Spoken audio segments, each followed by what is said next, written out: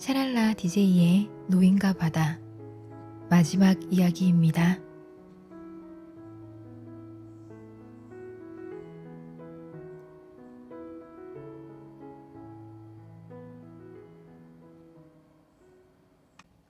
물고기가 너무 심하게 손상되었기 때문에 이제는 물고기를 상대로 말을 할 수도 없었다. 그때 뭔가 다른 생각이 머릿속에 떠올랐다. 반쪽알이 물고기야. 노인이 말했다. 넌 온전한 물고기였는데 내가 너무 멀리 나가 미안하구나. 내가 우리 둘 다 망쳐놓고 말았어. 그래도 너하고 나하고 둘이서 상어 여러 마리를 죽이고 또 꽤 조져놓기도 했잖니. 물고기야, 너는 왕년에 몇 마리나 죽였니? 그 머리에 장날을 쓸데없이 붙이고 다니진 않았겠지. 노인은 물고기를 생각하며 물고기가 자유롭게 헤엄칠 수 있었다면 상어를 어떻게 했을지 상상해봤다. 물고기 주둥이를 잘라서 그걸 무기로 상어들을 상대했어야 했는데 하고 노인은 생각했다. 하지만 노인에게는 도끼도 칼도 없었다.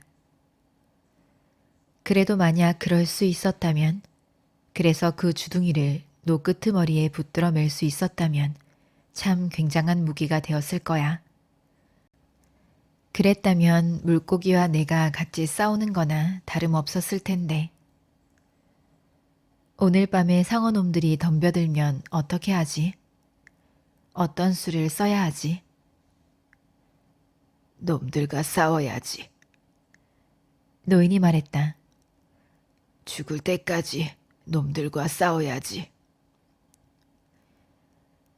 칠흑같이 어두운데도 빛은 어디에도 보이지 않았다. 바람만이 배를 꾸준히 끌고 가고 있어 노인은 자기가 이미 죽었을지도 모른다고 생각했다. 두 손을 모아 손바닥이 닿는 느낌을 확인했다.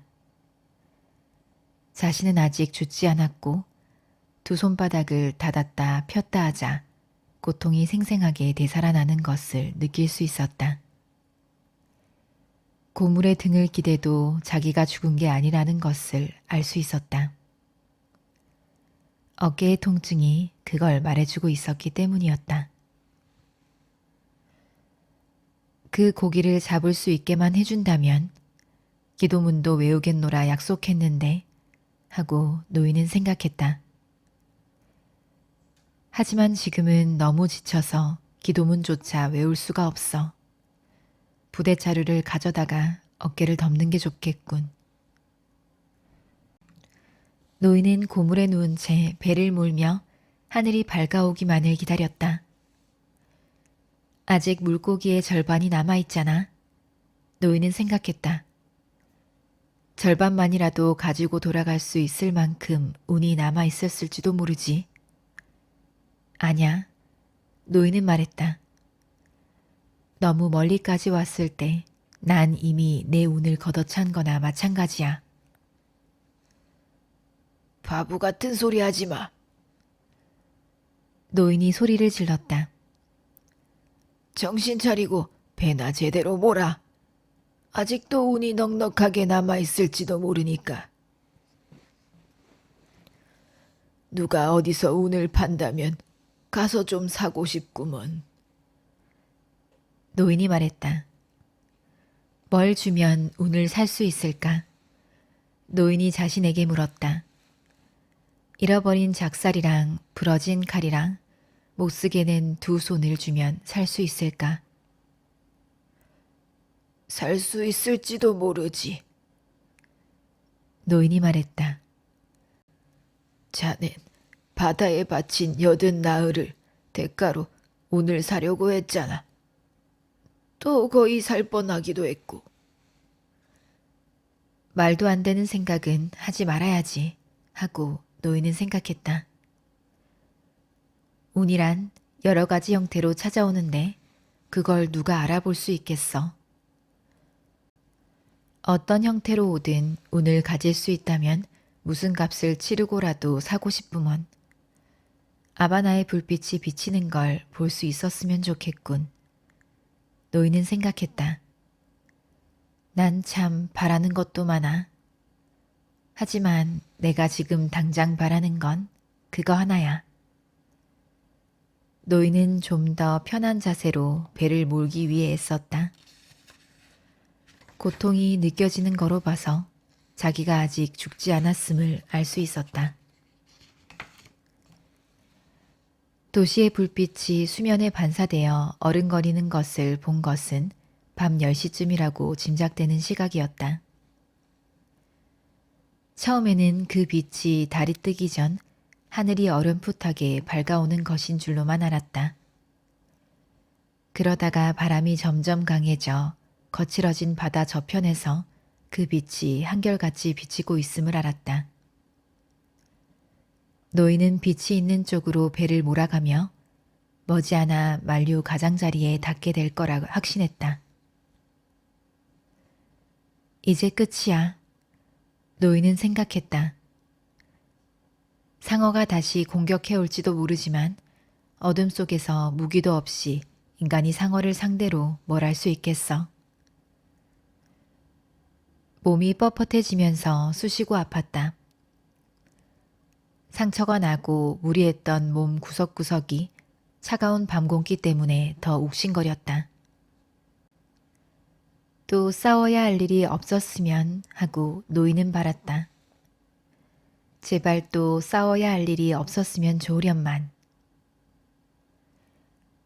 하지만 자정 무렵이 되자 노인은 또 싸워야 했고 이번에는 싸워봤자 헛된 일임을 알았다. 상어가 떼를 지어 몰려왔는데 노인은 상어 지느러미가 물을 가르며 다가오는 것과 물고기한테 덤벼드는 인강밖에는 보지 못했다. 노인은 상어의 머리를 향해 몽둥이를 휘둘렀다. 놈들이 배 밑에서 물고기를 뜯어먹느라 이빨이 딱딱 부딪히는 소리가 났고 배가 몹시 흔들렸다. 노인은 느낌과 소리만을 쫓아 필사적으로 몽둥이를 휘둘렀다. 무언가가 몽둥이를 잡아채는 느낌이 나더니 몽둥이가 사라져버렸다. 노인은 키에서 손잡이 부분을 떼어내더니 그걸 두 손으로 잡고 닥치는 대로 휘두르고 내리찍었다. 그런데도 상어떼는 이물 쪽으로 몰려가더니 서로 번갈아가며 달려들어 물고기의 살점을 뜯어먹었다. 상어들이 한 바퀴 돈 후 다시 달려들 때 물고기의 살점이 바닷물 아래에서 허옇게 빛나고 있는 것이 보였다. 마침내 상어 한 마리가 물고기 머리를 뜯어먹었고 노인은 이제 싸움도 끝임을 알았다. 상어가 절대 뜯기지 않을 육중한 물고기의 머리를 물었다가 이빨이 박힌 채 꼼짝 못하고 있을 때 노인은 키 손잡이로 상어의 머리를 내리쳤다. 한 번 치고 두 번 치고 또 내리쳤다. 키 손잡이가 부러지는 소리가 들리자 노인은 부러진 손잡이 끝부분을 진 채 상어에게 달려들어 찔렀다. 살을 뚫고 들어가는 것이 느껴졌다. 부러진 손잡이 끝부분이 뾰족하다는 걸 깨달은 노인은 다시 한번 상어를 푹 찔렀다. 상어는 물었던 것을 포기하고 빙빙 돌며 떨어져 나갔다. 몰려든 상어떼 중 마지막 남은 상어였다. 뜯어먹을 게 더는 남아있지 않았던 것이다. 노인은 거의 숨을 쉴 수 없을 지경에 이르렀고 입안에서 이상한 맛이 느껴졌다. 구리 같으면서도 달짝지근한 맛이 났는데 그 때문에 노인은 덜컥 겁이 났다. 하지만 양이 그렇게 많은 건 아니었다. 노인은 입안에 고인 걸 바다에 뱉으며 말했다. 갈라노야, 이거나 먹어라. 그리고 너가 사람을 죽였다는 꿈이나 꾸거라. 마침내 노인은 자신이 패배하고 말았다는 것을 알았다. 배의 고물로 돌아가 끝이 들쑥날쑥하게 부러진 키 손잡이를 키 구멍에 넣어보니 배를 몰 수 있을 만큼 그럭저럭 쓸만했다. 부대 자루를 어깨에 두르고 배를 항로에 올려놓았다. 배는 가볍게 움직였고 노인은 아무 생각도 아무런 느낌도 없었다. 이제 모든 것은 지나갔고 노인은 기항하기 위해 최대한 요령을 부려 솜씨 좋게 배를 몰기만 하면 됐다.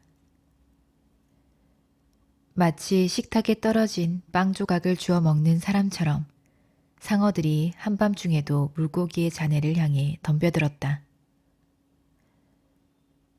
노인은 더는 상어에게 신경 쓰지 않았다.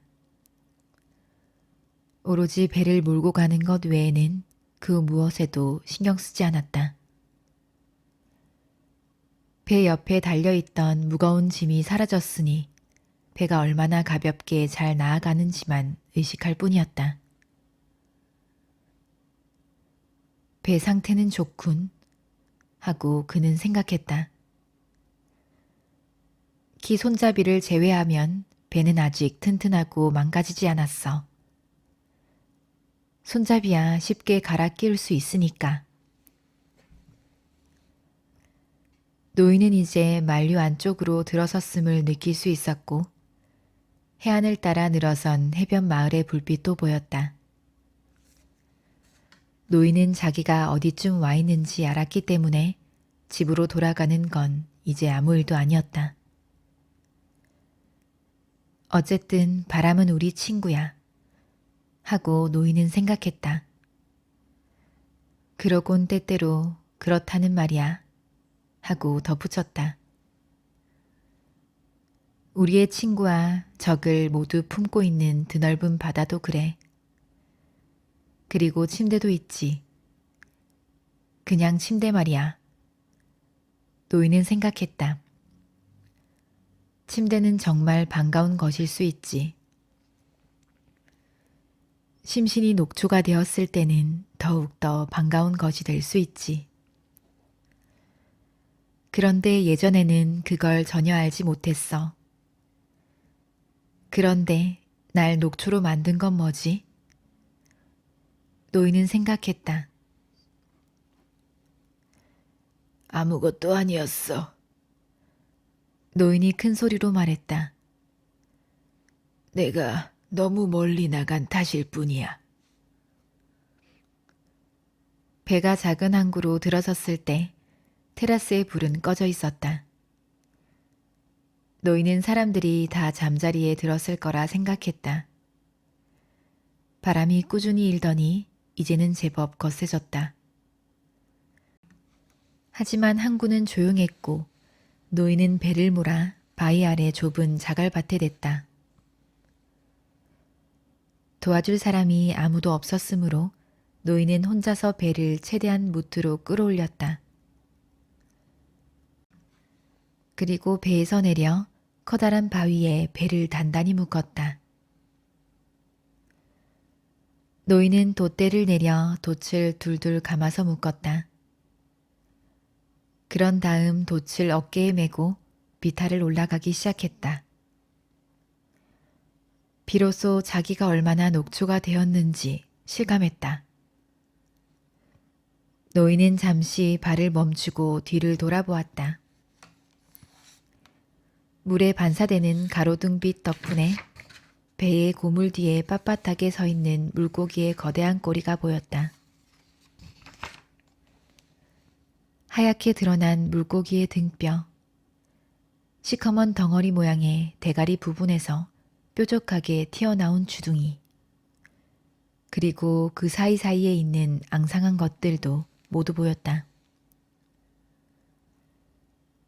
그는 다시 올라가기 시작했고 꼭대기 지점에 도착하자 돛대를 어깨에 맨 채 쓰러져 잠깐 그대로 누워 있었다. 노인은 일어나려고 시도해 보았으나 너무 힘들어 돛대를 어깨에 메고는 그 자리에 그대로 주저앉아 길 쪽을 바라보았다. 고양이 한 마리가 볼일을 보러 길 저편을 지나가는 게 보였다. 노인은 우두커니 앉아 길 쪽을 바라보았다.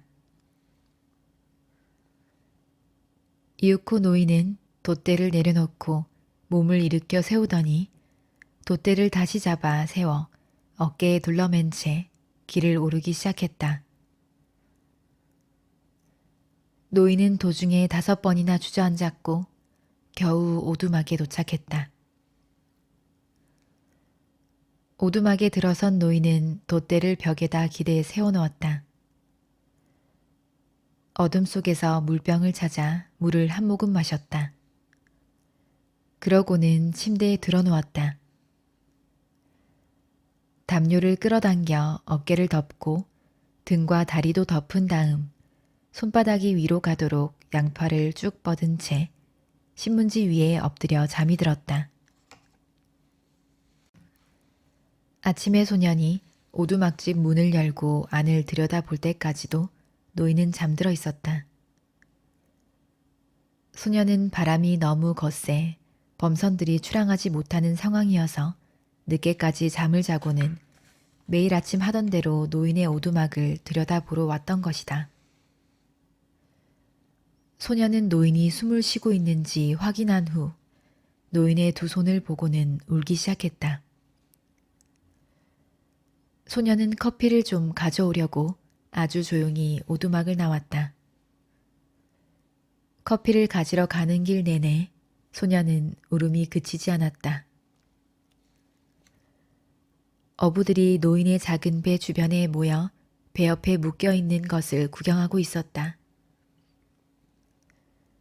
그중 한 어부는 바지를 걷고 물에 들어가 뼈만 남은 물고기를 줄자로 재고 있었다. 소년은 그곳에 내려가지 않았다. 이미 가보았던 데다가 어부 한 사람이 소년 대신 노인의 배를 봐주고 있었기 때문이었다. 좀 어떠시냐? 어부 한 사람이 큰 소리로 물었다. 주무시고 계세요. 소년이 큰 소리로 대답했다. 자기가 울고 있는 모습을 사람들이 쳐다봐도 상관하지 않았다. 아무도 할아버지가 주무시는 걸 방해하지 마세요. 코에서 꼬리까지 무려 5.5m야. 물고기를 재던 어부가 소리쳤다. 아저씨 말을 믿어요. 소년이 말했다. 소년은 테라스에 들어가 커피 한 깡통을 주문했다. 설탕과 우유를 듬뿍 넣고 뜨겁게 해주세요. 더 필요한 건 없니? 없어요. 나중에 뭘 드실 수 있나 알아볼게요. 정말 대단한 물고기야. 가게 주인이 말했다. 저런 물고기는 생전 처음이야. 어제 너가 잡은 물고기 2마리도 참 좋았지만 말이지. 그까짓 고 제가 잡은 고기야. 소년은 이렇게 말하고는 다시 울기 시작했다. 너도 뭐 좀 마실래? 하고 주인이 물었다. 아니요. 하고 소년이 말했다. 사람들한테 산티아고 할아버지를 긴찮게 하지 말아달라고 전해주세요. 다시 올게요. 내가 안타까워 하더라고 전해주렴. 고마워요. 소년이 말했다. 소년은 뜨거운 커피가 든 깡통을 조심스럽게 들고 노인의 오두막으로 가서 노인이 깰 때까지 옆에 앉아 있었다. 노인은 한번 잠이 깨는 듯 했다. 그러나 또다시 깊은 잠에 빠져들어서 소년은 길 건너편으로 가 땔감을 좀 빌려와 커피를 데울 불을 피웠다. 마침내 노인이 깨어났다. 일어나지 마세요. 소년이 말했다. 이거 좀 드세요. 소녀는 커피를 잔에 조금 따라 주었다. 노인은 그 잔을 받아 마셨다. 마놀린, 내가 놈들한테 깨졌어. 노인이 말했다. 놈들한테 단단히 깨지고 말았어. 그놈들한테 깨진 건 아니잖아요. 저 물고기 말이에요. 그래, 그건 사실이야. 내가 깨진 건 그 뒤에 일어난 일이지. 페드리코 아저씨가 배와 어구를 점검하고 있어요. 물고기 대가리는 어떻게 할까요? 페드리코더러 쪼개서 물고기 덫으로 놨으라고 해. 그 뾰족한 부리는요? 갖고 싶으면 너가 가지렴. 네, 제가 가질게요. 소년이 말했다. 이젠 다른 것들에 대해서도 계획을 세우셔야죠. 사람들이 나를 찾으려고 수색했니? 그럼요. 해안 경비대와 비행기까지 동원됐었어요. 바다가 워낙 넓은 데다 배가 너무 작으니 찾기 어려웠겠지. 노인이 말했다. 자기 자신과 바다를 상대로만 말을 하다가 누군가를 상대로 말을 하는 것이 얼마나 즐거운 일인지 노인은 새삼 깨달았다. 너가 무척 그리웠다. 노인이 말했다. 넌 뭘 잡았니? 첫째 날에 한 마리, 둘째 날에 한 마리, 그리고 셋째 날에 2마리 잡았어요. 참 잘했구나. 이제부터는 같이 다녀요. 아니다. 난 운이 없는 사람이야. 나한테서 더는 운을 기대할 수 없어. 그까짓 운. 소년이 말했다. 제가 운을 가지고 다니면 되죠. 네 가족들이 뭐라고 안 하겠니? 상관없어요. 전 어제 2마리나 잡았는걸요. 하지만 아직도 배울 게 많으니까 이젠 저랑 같이 고기를 잡으러 다녀요. 물고기를 확실하게 잡을 수 있는 잘 드는 장을 하나 마련해서 배에 늘 싣고 다녀야겠다. 장날은 낡은 포드 자동차에서 용수철판을 뜯어내 만들 수 있지. 가나바코아에 가면 나를 갈 수 있거든. 나를 아주 날카롭게 갈아야 하니까 담금질을 하면 안 돼. 그러면 부서지거든. 내 칼은 부러지고 말았어. 제가 칼을 하나 구해오고 용수철판도 구해올게요. 강한 브리사 바람은 며칠이나 갈까요? 한 사흘은 더 불겠지. 더 오래 불지도 모르고. 제가 다 준비해둘게요.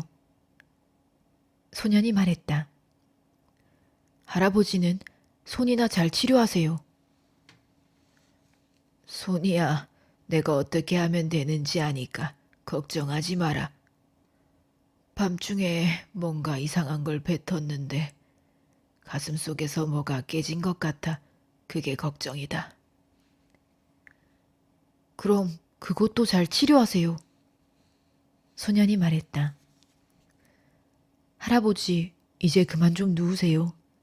제가 깨끗한 셔츠를 가져올게요. 그리고 먹을 것도 좀 챙겨오고요. 내가 없는 동안 나온 신문이 있으면 아무거나 좀 집어오너라. 노인이 말했다. 전 아직 배울 게 많으니까 할아버지가 다 가르쳐 주셔야 해요. 그러니까 빨리 기력을 회복하셔야 되고요. 도대체 얼마나 고생을 많이 하신 거예요? 할 만큼 했지. 노인이 말했다. 그럼 전 음식하고 신문을 가지러 나가 볼게요. 소년이 말했다. 할아버지, 푹 쉬세요. 손에 바를 약도 약방에 가서 사올게요.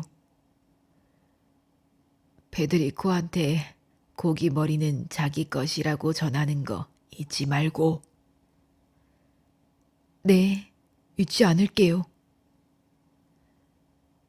소녀는 문 밖으로 나와 달아빠진 산호한 밀을 걸어가는 내내 또다시 울었다. 그날 오후 한 무리의 관광객이 테라스에 도착했다.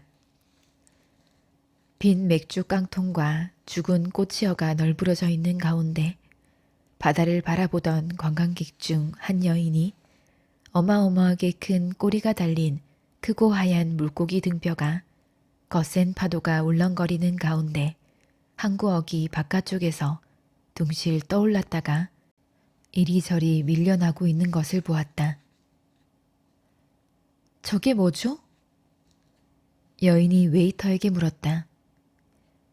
그녀의 손은 이제는 조류에 쓸려나가기를 기다리는 쓰레기에 불과한 커다란 물고기의 기다란 등뼈를 가리키고 있었다. 티뷰론이죠. 웨이터가 말했다. 상어의 일종이에요. 웨이터는 그 물고기에 얽힌 사연을 이야기해 주려 했다. 그때 여인이 말했다. 상어가 저렇게 근사하고 아름답게 생긴 꼬리를 가지고 있는 줄 몰랐어요. 나도 몰랐어.